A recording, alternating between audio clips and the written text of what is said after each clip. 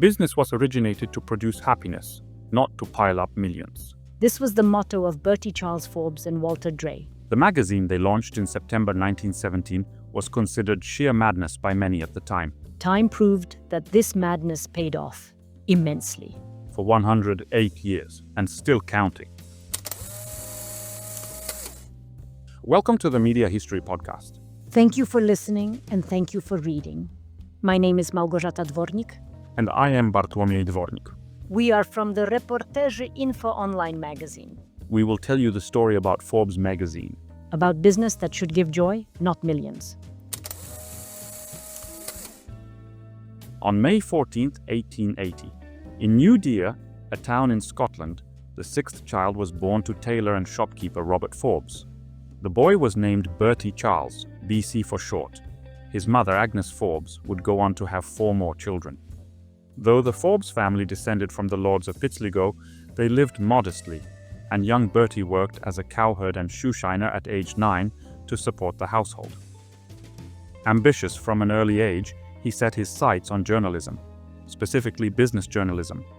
He began studying shorthand at just 13. A year later, he started working for the Dundee Courier while attending night classes at University College of Dundee. At 21, he became a correspondent in South Africa, reporting on the Boer War. In 1902, he took a job with the business paper Natal Mercury in Durban.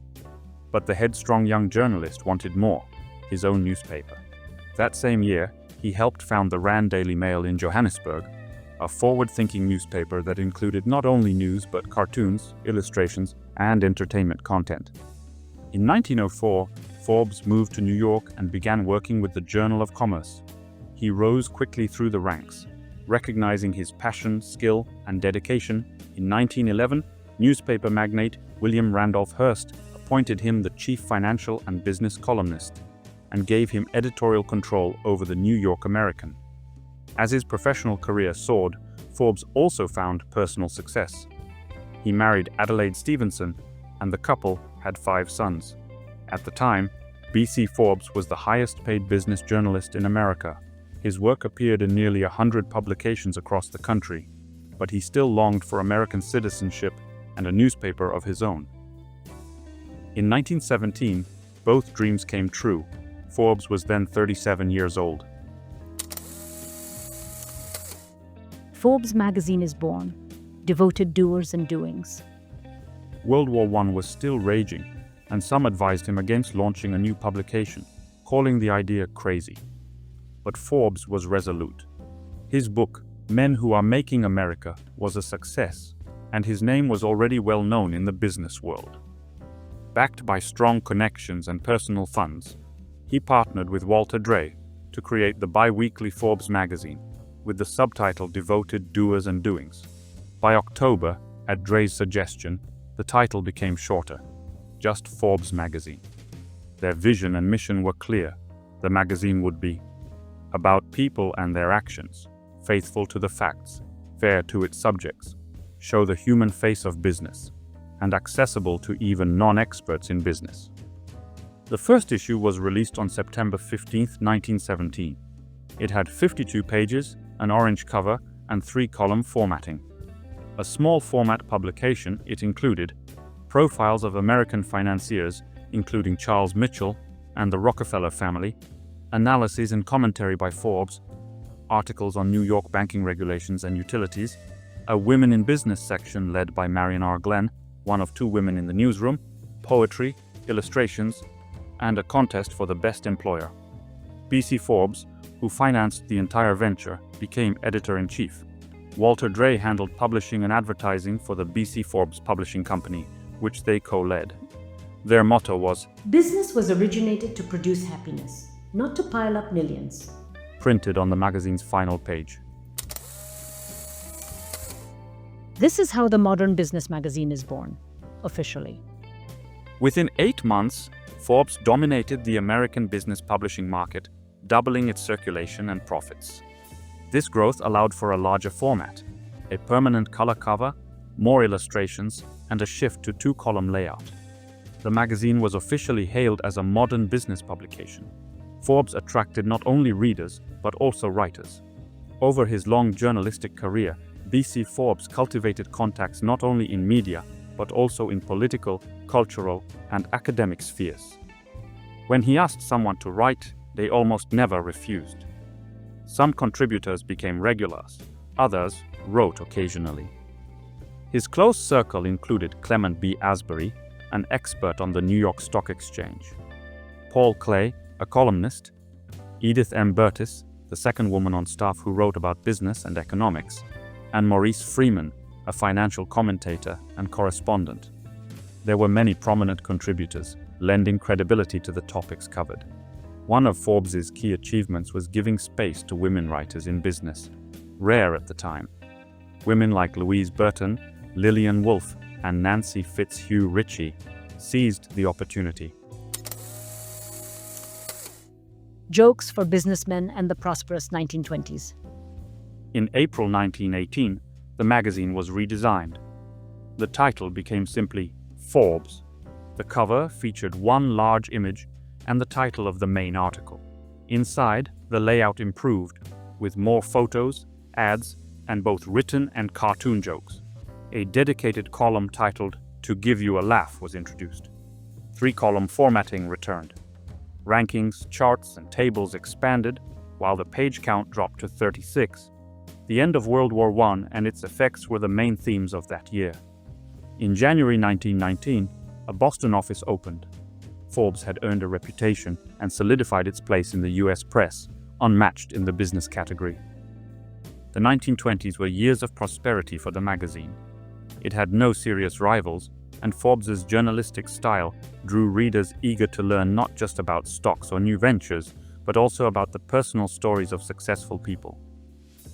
B.C. Forbes pioneered this genre. His columns, Men Making Mark, Keys to Success, and Fact and Comment, grew in popularity.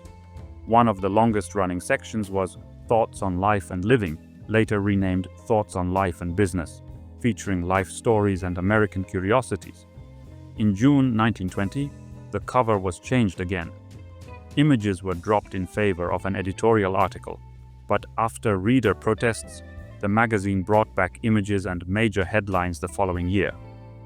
In December 1922, Richard Spillane introduced the column Light and Shadows to explore the highs and lows of the country today, often with historical context. In 1924, a new summary section called Significant News launched, later renamed Forbes Time-Saving News Service. A promo for the section read, Each month, a carefully prepared business map will present conditions in each state. At the beginning of each issue, a short business forecast by B.C. Forbes will appear. Suggestions for improving this time-saving service are welcome. The editorial team grew, as did Forbes's prestige. Interest in buying the only bi-weekly business magazine on the market increased. In 1928, publishing mogul William Randolph Hearst, still one of Forbes's regular column clients, offered tens of millions of dollars for the magazine. But B.C. Forbes declined. Years later, he would wonder whether it had been the right decision. The Great Depression and rising competition. Bankruptcy loomed. By 1929, an economic crisis erupted worldwide, and inside the magazine itself. From 1930 to 1932, the company was sinking. After years of success, the global economic collapse brought Forbes to the brink of bankruptcy. Nearly 80% of advertisers withdrew. From 1,216 advertisers in previous years, only 269 remained in 1929. The newsroom survived on B.C. Forbes's savings and his work for other newspapers. Besides the economic downturn, a media crisis emerged with the arrival of two major competitors: Business Week, September 1929, and Fortune, 1930. To save the company and its jobs, they introduced the Scotch Week, every fourth week without pay. This meant a 25% salary cut, which everyone accepted to keep their jobs. To reduce costs, they cut the number of pages and limited content to essentials, using fewer photos. B.C. Forbes himself did not take a salary for several years. At this time, 1934, the magazine had several domestic offices, Chicago, Detroit, and one in London. Forbes was also available in Canada. Starting in January 1934, the magazine was redesigned once again. It kept its 35-page count, but the title font and section headings were refreshed. The front page now included a table of contents and article previews. In 1937, Bruce Charles Forbes, BC's eldest son, joined the editorial team. His younger perspective on global economics and editorial management had a positive impact. The onset of World War II brought a surge of news tied to the military and defense industries. And since war makes money, Forbes had plenty to write about. The final success of the comeback occurred in the late 1940s, when BC's second son Malcolm Forbes, a World War II veteran, joined the team. Wounded in combat, he was discharged in 1945. Malcolm Forbes brings a storm. If Bruce brought a fresh breeze to the company, Malcolm brought a full-blown draft. His projects led to new successes and put the magazine back at the top. Major initiatives included hiring full-time staff dedicated solely to the magazine, launching the first supplement, the weekly newsletter, The Forbes Investor, analyzing market trends from the previous week, a huge success, founding the Forbes Investors Advisory Institute, publishing the quarterly American Heritage, focused on U.S. history, produced by Forbes until 2013, and introducing an annual industry and company report, January 1949. While BC Forbes supported women, collaborated with female journalists, and featured their work inside the magazine, the cover was reserved exclusively for men. That changed on May 15, 1943, when a group of women in factory uniforms and helmets appeared on the cover as part of M. Marshall's article, "Will the Girls Come Marching Home?" Group shots of women occasionally appeared after that, but a solo female image did not grace the cover until March 1974, when a model promoted a new fashion trend, no name given. The first woman identified by name on the cover was Madonna, who appeared in October 1990 as America's smartest businesswoman. The changes of the 1940s boosted Forbes's credibility as a reliable source of information for business people, and its circulation reached 100,000 copies. In 1947, for the magazine's 30th anniversary, it also celebrated a great return to the game. The magazine expanded again, more pages, ads, images and graphics, extensive reports, analysis and commentary. Forbes got its second wind. The 1950s began with acclaim and success. The post-war period and early Cold War offered rich material for Forbes journalists. Content and presentation improved. Advertising gained focus, and mutual funds became a hot topic, with rankings introduced. The magazine's sections were now organized: finance, fact and comment, the business pipeline, Washington, new ideas, the economy, market outlook, and thoughts. There were also analyses, profiles, and commentary. The Forbes family took pride in satisfying everyone involved: staff, advertisers, business people, and readers. Changing of the guard, marketing and doubling circulation. On May 6, 1954, the company faced a turning point. A week before his 74th birthday, Bertie Charles Forbes passed away. He had led the magazine for nearly 40 years, through the Depression, World War II, and the Cold War. He pioneered many business journalism projects. His sons took over. Bruce became company president, and Malcolm assumed editorial leadership and inherited his father's columns. Bruce ran the business for the next 10 years, focusing on marketing and operational improvements, which led to a doubling of circulation. In 1954, James Michaels joined the Forbes team. At 33, he had worked for United Press in New Delhi and written a notable report on Gandhi's death. His drive, experience, and unique writing style quickly stood out. By 1957, he was managing editor, and in 1961, he became editor-in-chief, even while Malcolm Forbes still held the same title. For the next 3 years, the two worked hand in hand. After Bruce Forbes died of cancer in 1964 and Malcolm took full control of the company, Michaels led the newsroom solo until 1999. The 1960s and 1970s were golden decades for Forbes. Michaels and Malcolm Forbes, despite the latter's extravagant lifestyle, worked hard for the magazine, its staff, and its readers. They dedicated significant attention to small investors and brought many innovations: short but substantial articles, original content, encouragement for journalists to express opinions, editorial independence from public sentiment, and widespread magazine promotion. While Malcolm used his wealth and hobbies to attract investors and advertisers, Michaels introduced new sections and investigative content. Business fraud became a recurring topic. He championed what we now call investigative journalism. He didn't tolerate bad actors who defrauded investors, customers, or employees. He also declared war on trial lawyers exploiting clients, another first for Forbes. He exposed the schemes of the National Education Association. The magazine never followed fads. During the wave of mergers for profit, Forbes stood firm in criticism, famously challenging Litton Industries in January 1965, shocking the firm's supporters. The issue's cover featured a shattered mirror as a symbol. Michaels was a strict but fair editor. He demanded a lot from his staff, and even more from himself, but it paid off. He often said, Forbes is a drama critic of business, a source that tells who's doing well, who's not, and why.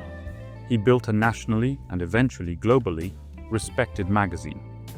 Forbes reached every corner of the US and was read in Europe and Asia. Its first international edition launched in Japan, 1992, followed by China a year later. At its peak, the magazine generated $84 million annually and was the second most profitable magazine in the country, behind Playboy. Prophetic articles in Forbes, and for dessert, rankings. Michaels was also a forward-thinking journalist.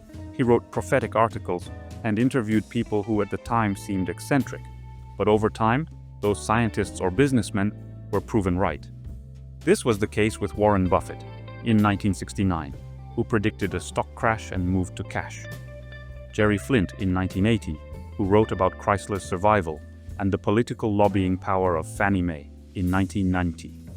He even foresaw the problems of global warming in 1989. His favorite section was Follow-Through, where he reflected on correctly drawn conclusions and also admitted to mistakes. He was a great mentor and left behind a generation of business journalists. Open to innovation, Michaels quickly embraced computers and swapped his beloved typewriter for this new wonder of technology.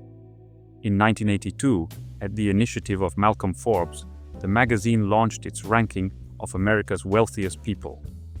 The first Forbes 400 list featured Daniel Keith Ludwig, owner of a shipping company, World War II tank manufacturer, and creator of the first supertanker, at the top, with a net worth of $2 billion. The list continues to be published every September. Other Forbes rankings followed. Among the most popular to this day is The World's Billionaires, launched in 1987. At the time, the richest person in the world was Japanese tycoon Yoshiaki Tsutsumi, with $20 billion. In contrast, the 2021 top spot went to Elon Musk, with an estimated net worth of $219 billion. Thanks to Forbes and Michaels, advertising revenue reached $150 million by the late 1980s. Unfortunately, Malcolm did not live long enough to enjoy Egg magazine for collectors, especially of Fabergé eggs, a project he personally created. He died of a heart attack on February 24, 1990. He lived extravagantly and indulged in many hobbies, but he was also a natural businessman, an excellent boss, and a generous person. Then President George Bush said of him, His publishing success reflected the great vitality of our nation and served to inform and inspire a generation of successful business leaders. The entire company and magazine were inherited by Steve Forbes, Malcolm's son. Steve had joined the magazine in 1970, began writing columns 3 years later, and by 1980 became president and COO. After his father's death, he took on the roles of CEO and editor-in-chief, which he shared with James Michaels until 1999. Forbes cover? That's prestige. The 1990s brought more success for Forbes, both nationally and internationally. The magazine soared in popularity. Politicians and celebrities vied for cover spots, seeing it as a badge of honor. Forbes outshined rivals, Fortune and Businessweek, in terms of its influence in the business world. Its editors were present at major national events, and vice versa. At Forbes' 75th anniversary celebration in 1992 at Radio City Music Hall, special guests included Presidents Ronald Reagan and Mikhail Gorbachev. In 1996, journalist David Cherbuck launched Forbes' website. Its motto, "Tools, not text."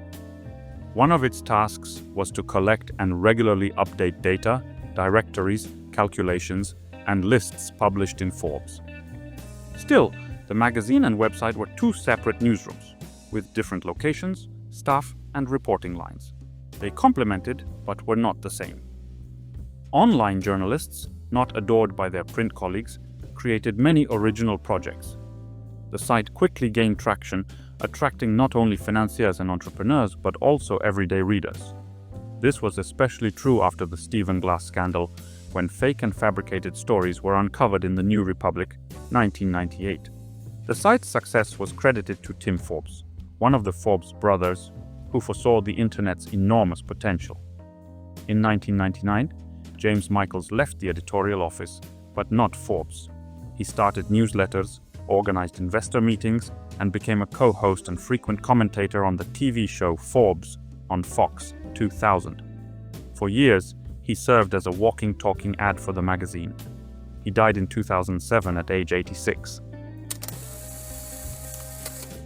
Forbes goes global.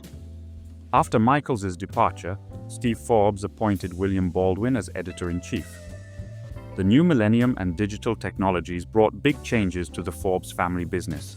Steve embraced digitalization and gave Baldwin that mission. Despite the internet's rise, the print magazine remained strong, with a circulation of 850,000 copies. Plans to expand across Asia came true in 2005. By the end of the decade, Forbes had 45 language editions. In addition to big ones like Forbes Japan, China, India, and Spain, there were also Forbes Africa, Australia, Russia, and Israel. In the US, alongside the flagship bi-weekly, Forbes New York was active. Baldwin proved to be a skilled captain. Both the digital and print editions were profitable. Alongside Tim Forbes, he unified the two editorial teams. Though it began with a mutiny on deck in both departments, it ultimately became a high-quality hub for business professionals. Baldwin has a special knack for spotting consumer-unfriendly details. He wrote candidly about investor pitfalls and hidden fees, making some financial institutions unhappy with the magazine. He is also a skilled analyst, contributing greatly to the magazine's data and statistics section. Global 2000 and the world's most powerful women.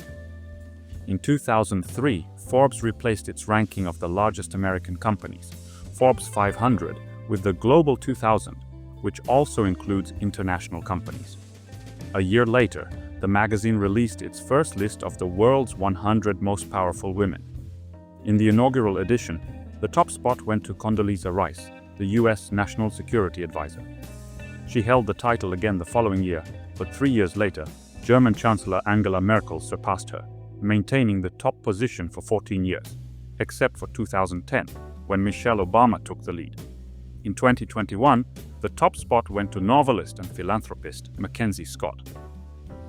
5 years later, in 2009, Forbes introduced the world's most powerful people ranking.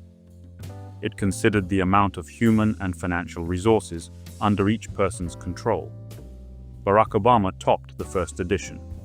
That same year, Forbes released the first digital edition of the Forbes Travel Guide. The print version first appeared in 1958 and is the oldest travel guide in the US. It originally covered 5 Western states and Canada. Over time, the guide expanded to cover the entire country.